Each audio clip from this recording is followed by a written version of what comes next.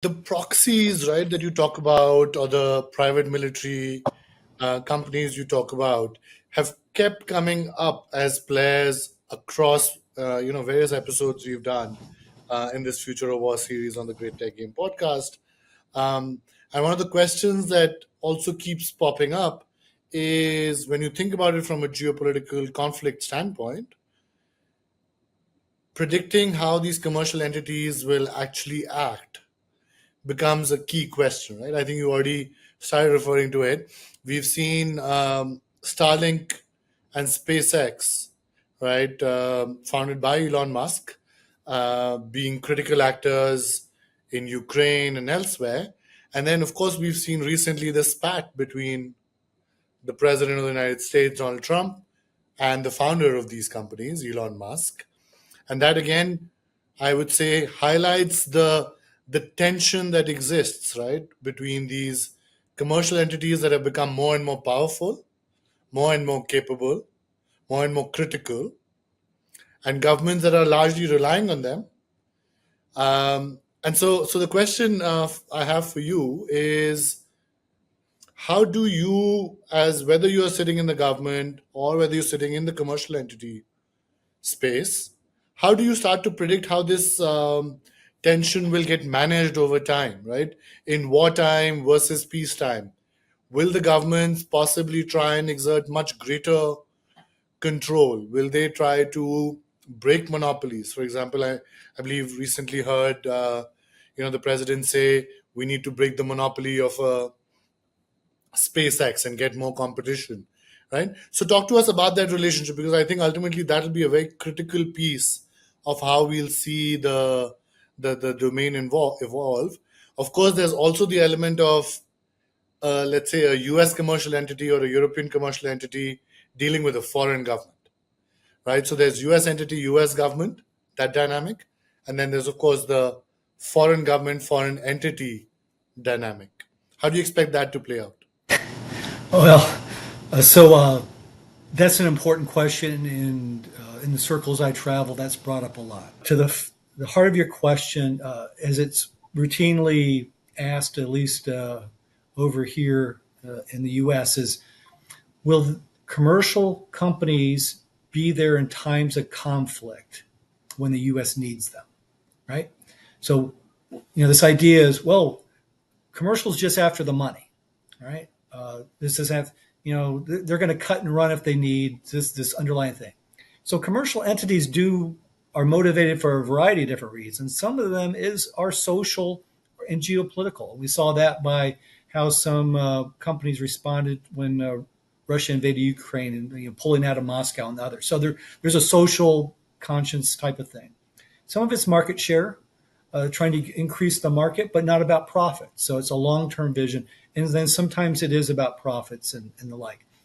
And, because as we talked about, there's between contractors and there's we call them different shades of commercial. So for the U.S., we have U.S. or Western leaning commercial entities that usually do business with the U.S. government or Department of Defense. And their contracts are written where they're going to be, I would count them, they're going to be there because their contracts are written. If they suffer losses or damages, they're going to be identified or be compensated after the conflict. Now, there's others. There's what we call gray commercial, those that are not aligned to any country, that are just part of the free marketplace and just want to be left alone so they can be part of the growing sector. So that's where it's like, where will they fall out?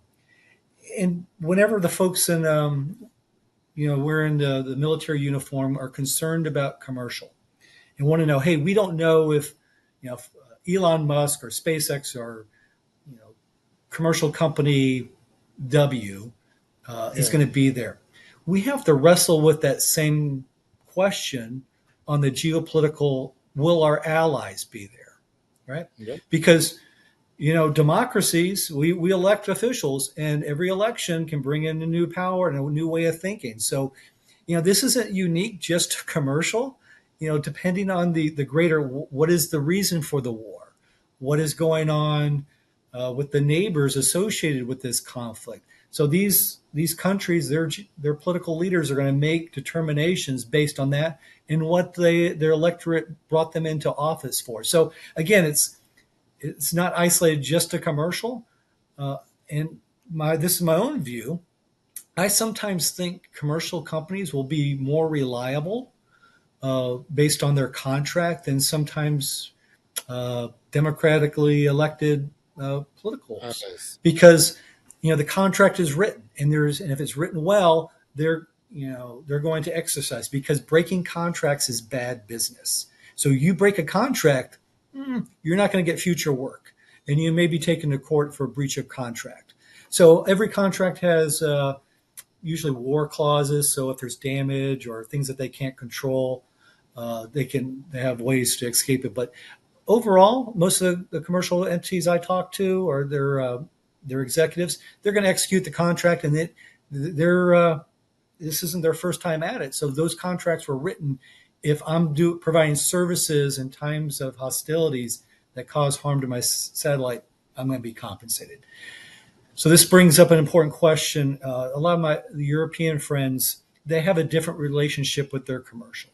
They Right. can So governments can take over some of those commercial entities. I think it's in France and maybe Canada. So my viewers out there, don't get on me if I get this wrong, but there's certain countries that can take over their commercial entities, especially if they were part of a public-private partnership. The U.S., we do not do that. We have a Defense Production Act, which is not taking commercial companies over, but it's telling them what to produce. So it's a fine line. But every company that is licensed within a host country has different relationships with regulatory licensing and the laws of that country, and have to act accordingly. So it's a complicated answer, maybe not as simple, but it's definitely something worth following. But again, it's not a new question.